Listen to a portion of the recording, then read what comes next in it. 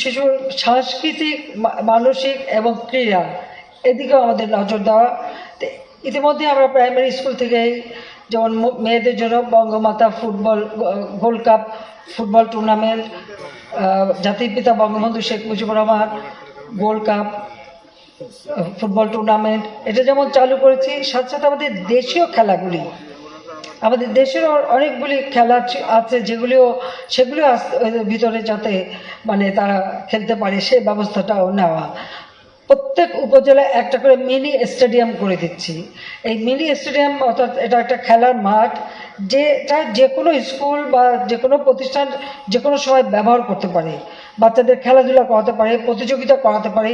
সেই উদ্দেশ্য নিয়ে কিন্তু প্রতি উপজেলায় একটা করে মিনি স্টেডিয়াম নির্মাণ, যেন 12 মাস বাচ্চারা খেলাধুলার ভিতরে থাকতে পারে এবং সেইভাবে ব্যবস্থা করা, সেটাও আমরা করে দিচ্ছি। ইতিমধ্যে প্রায় অনেক উপজেলা হয়ে গেছে, পর্যায়ক্রমিকভাবে সব উপজেলায় আমরা করে দেবো। সেখানে স্কুলের আন্তঃ স্কুল প্রতিযোগিতা হবে। আন্তঃ স্কুল প্রতিযোগিতার মধ্য দিয়ে কিন্তু অনেক আমাদের ভালো ভালো খেলোয়াড়ও চলে আসবে। বিভিন্ন খেলাধুলা, নানা ধরনের সাংস্কৃতিক চর্চা, গান বাজনা, সাংস্কৃতিক চর্চা, কবিতা পাঠ থেকে শুরু করে সব কিছু। এখানে আমাকে একজন বলল যে কবিতা পাঠ করবে, ও একটু ব্যবস্থা দিতে যখন সাংস্কৃতিক অনুষ্ঠান হবে। ঠিক আছে, তো এইভাবে তারপরে শরীর চর্চা সব প্রশিক্ষণই বাচ্চা কাল থেকে দিলে পরে তারা ধীরে ধীরে উঠে আসবে। সবথেকে বড় কথা যে আজকের যুগটা হচ্ছে প্রযুক্তির যুগ, কাজে এই কম্পিউটার শেখা আমরা যেমন ল্যাব করে দিচ্ছি, তাছাড়া কম্পিউটার ট্রেনিং এবং ইনকিউবেশন সেন্টারও করে দিচ্ছি। তো সেইভাবে আমরা আধুনিক প্রযুক্তি জ্ঞান সম্পর্ক একটা জনগোষ্ঠী আমরা গড়ে তুলতে চাই, সেই দিকে লক্ষ্য রেখে আমাদের সব ধরনের ব্যবস্থা আমরা নিয়েছি। আমরা জাতির পিতা বলেছেন বাংলাদেশ আমাদের সোনার দেশ, কাজে তিনি সোনার বাংলা গড়তে চেয়েছিলেন। আর সেই সোনার বাংলা গড়বার জন্য সোনার বাংলা গড়ার যারা কারিগর তারা কারা? এই আমার শিশুরাই তো ভবিষ্যতে হবে, তোমরা হবে না? হ্যাঁ, আমরা যেমন ডিজিটাল বাংলাদেশ, আজকে ডিজিটাল বাংলাদেশ আমরা করে দিয়েছি। কোভিড-19 সময় যখন লেখাপড়া করতে পারতো না, আমরা তখন অনলাইনে অথবা টেলিভিশনের মাধ্যমে আমরা শিক্ষার ব্যবস্থা করেছিলাম, যেন কোনো মতে লেখাপড়াটা নষ্ট না হয়।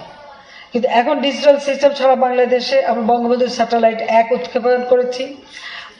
আমরা ব্রডব্যান্ড লাইন ওয়াইফাই কানেকশন সারা বাংলাদেশে দিয়ে দিয়েছি এবং পর্যায়ক্রমিকভাবে প্রত্যেকটা ইউনিয়নে যাবে। আমরা এ পর্যন্ত যতগুলি দিয়েছি, বাকি কিছু আছে সেটা আমরা করে দেব। এমনকি দ্বীপ অঞ্চল, বিভিন্ন অঞ্চল যেখানে এই লাইনগুলি করতে পারেনি সাবমেরিন কেবল দিয়ে, সেখানে আমরা অনেক জায়গায় আমরা সাবমেরিন কেবলের মাধ্যমে বিদ্যুৎ পৌঁছে দিয়েছি বা সোলার প্যানেল দিচ্ছি।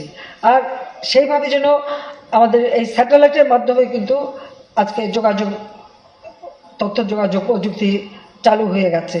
কাজে সেই ক্ষেত্রে আমি মনে করি যে প্রযুক্তির মাধ্যমে শিক্ষা এটা বিশ্বকে জানার একটা সুযোগ হবে এবং সেইভাবে শুধু বই পড়ে না, স্বচক্ষে দেখে শিক্ষা নেওয়া। এই ছোট্টবেলার থেকে যত বেশি তারা শিখতে পারে ততই ভালো। আর ছোটরা পারে, আমরা বুড়োরা যতটা পারি না তারা একটু বেশিই পারে, তাদের খুব বেশি শিখতে হয় না, এটাও বাস্তব কথা, সেটাও আমি দেখেছি। কাজে আমি এটাই বলবো যে সকলকে এইভাবেই এক হয়ে মানে কাজ করলে আমরা এই দেশটাকে এগিয়ে নিয়ে যেতে পারবো। আজকে আমি এটাই চাই যে আমাদের বাংলাদেশ স্মার্ট বাংলাদেশ করে উঠবে, তাহলে আমাদের স্মার্ট সিটিজেন হবে, smart government, smart economy, smart society. অর্থাৎ এই যে প্রযুক্তি জ্ঞান সম্পন্ন দক্ষ জনশক্তি এই ছোট্টবেলার থেকেই, শিশুকাল থেকেই ধীরে ধীরে তারা সেইভাবে গড়ে উঠবে, দেশপ্রেমে উদ্বুদ্ধ হবে এবং দেশের উন্নয়নে তাদের চিন্তাভাবনা তারা আরও নতুন নতুন উদ্ভাবনী শক্তি দিয়েই দেশকে সামনের দিকে এগিয়ে নিয়ে যাবে, সেটাই আমি চাই। কাজে আজকের শিশু আগামী দিনের নাগরিক, যারা একদিন এদেশে কর্ণধার হবে। এই শিশুদের মধ্যে দিয়ে তো একদিন কেউ প্রধানমন্ত্রী হবে, মন্ত্রী হবে, বড় বড় সরকারি চাকরি করবে, বৈজ্ঞানিক হবে। এমনকি আমরা তো এখন শুধু আমরা এখন আছি, একসময় তো আমাদের চাঁদেও যেতে হবে, চাঁদও জয় করতে হবে।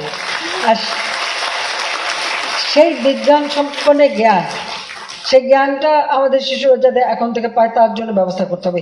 ইতিমধ্যে আমি ইউনিভার্সিটি করে দিয়েছি, এয়ারোস্পেস এবং এভিয়েশন ইউনিভার্সিটিও করেছি, অ্যারোনটিক্যাল সেন্টার করে দিয়েছি, মানে গবেষণা এবং সেই সাথে। তো এখন থেকে আমাদের শিশুদেরকে সেইভাবে মানে উদ্বুদ্ধ করতে হবে। তাই আমি এটাই বিশ্বাস করি যে আমার আজকের শিশুরা আগামী দিনে আমার স্মার্ট বাংলাদেশের পরিচালক হিসেবে এবং সেই পরিচালনা দায়িত্ব তারাই নেবে, সেটাই আমাদের আশা। এবং 2041 সালের মধ্যে হবে স্মার্ট বাংলাদেশ, আর 2100 সালের ডেল্টা প্ল্যানও করে দিয়েছি, যেন প্রজন্মের পর প্রজন্ম তারা যেন একটা সুন্দর জীবন পায়, সেটাই আমার লক্ষ্য। কাজে সেই লক্ষ্য নিয়েই আমাদের শিশুদের শিক্ষায় দীক্ষায় সংস্কৃতি চর্চা খেলাধুলা সব দিকে যেন তারা উপযুক্ত নাগরিক হিসেবে গড়ে ওঠে, সেটাই আমরা করতে চাই। আর তা করার জন্য যা যা করণীয় অবশ্যই আমরা তা করব।